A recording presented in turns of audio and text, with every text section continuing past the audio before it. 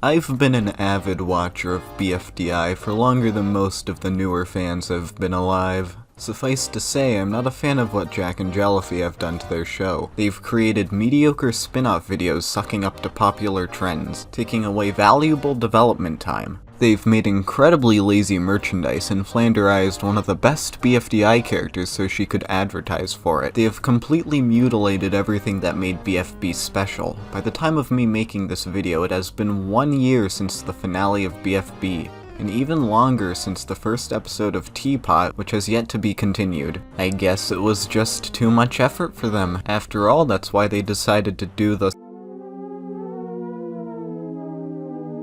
We are just so sick and tired of putting all of this work and effort into BFB, so we've decided to split up the cast, destroying many great character dynamics, spend less time on animation, rely on poorly aged memes for comedy rather than real jokes, and stop developing our characters in any meaningful way. But don't worry, instead of continuing to make the main show we've been working on for the past 3 years good, we're going to put our vast amount of talent into a different show we'll never finish. That is The Split.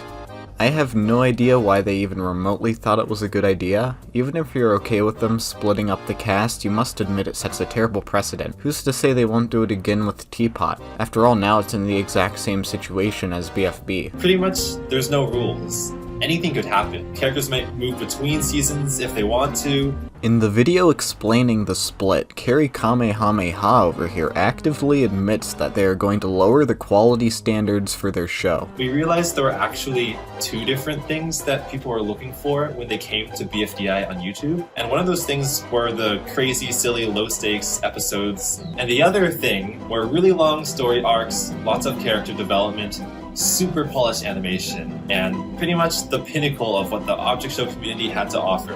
And I think BFB was trying to cover both bases. So we have the branch BFB with only 14 contestants, that is the whimsical side. And then Teapot, which has 40 contestants, will be the pinnacle animation side.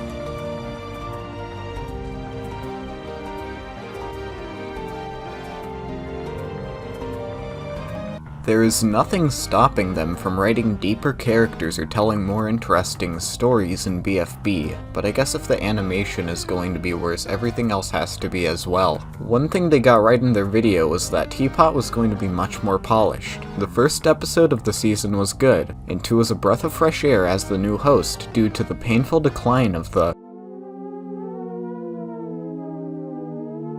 characters in BFB took a noticeable dive in quality after the split. While some characters like 4NX were already starting to go downhill, it wasn't bad enough to notice until the show was split into 2. Flower lost what made her special. Instead of being quick-tempered and willing to do the wrong thing for the right reason, she became an obnoxious fashionista. Taco and Book had their character arc rushed to a close, and Balloon, who needed the rest of his team to bounce off of, is now left doing nothing now that they're gone. But nothing measures up to the decline of 4NX. 4 went from being an unsettling entity with godly powers to gay for some reason. When it comes to 4 from the earlier episodes of BFB and 4 from the later episodes, there's a sharp contrast in character. The person who receives the most votes will be eliminated from BFB. I have 7 slices of cake. I give you cake, you get to stay. But if not, no more game for you. Oh. Time to show the votes.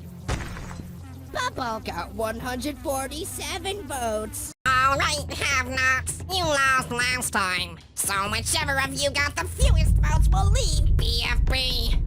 If you're safe, come pick up your prize from this table. Anyway, first contestant safe is Fiery. There's a creepy, otherworldly aura to 4 in the earlier episodes, but in later episodes he devolves into acting like any other object. His relationship with X also changes a lot. 4 goes from being willing to amputate the yellow bastard. Hey, I wanted to say that. Well, if you don't like it, just screech me! Oh, I'll do much worse. Hey, 4, where did X go? Limb Reattachment Center. To suddenly, I can't let that happen because I must be X's only treasure. X, I'm so happy you're back. there is no point in BFB where it is shown 4 loves X in any way. but they suddenly become an inseparable duo. I'm guessing it's because of this one joke, Or in this case, her gender. We don't have that where I'm from. was taken literally by a bunch of freaks on the internet, and Mr. Kerry Caliborn thought it would be a good idea to make it canon. Also, X goes from being somewhat of a straight man to Four's insanity in earlier episodes to a whiny baby. You're missing a team member. Yeah, Roboty's off doing something. I'm sure he means well, but sometimes it's... 4 won't like this. Oobilly, goobily, weezer, beezers. Four's backstory is also quite possibly one of the most contrived ways Kerry Coconut Mall could have attempted to make the audience relate to Four. I'd be willing to put my life on the line that the twist of Four being a BFDI fan was a spur-of-the-moment decision to explain why Four exists, because without 2/3 of the cast, there wasn't enough time to fully develop a backstory for him. Even if the return of the announcer came out of nowhere and was nothing but cheap nostalgia pandering, he was at least entertaining and an improvement over Four at the time. Too bad he didn't appear in Teapot though, because I would have enjoyed seeing all of the new characters react to him. Also, Lollipop is the best new character. This issue isn't a big deal in the slightest, but I think it's still fair to criticize it. It looks bad. That's everything I have to say about BFB, but there's one thing I want to say about Inanimate Insanity. Try to finish Season 2 before you start working on Season 3, you fucking retards.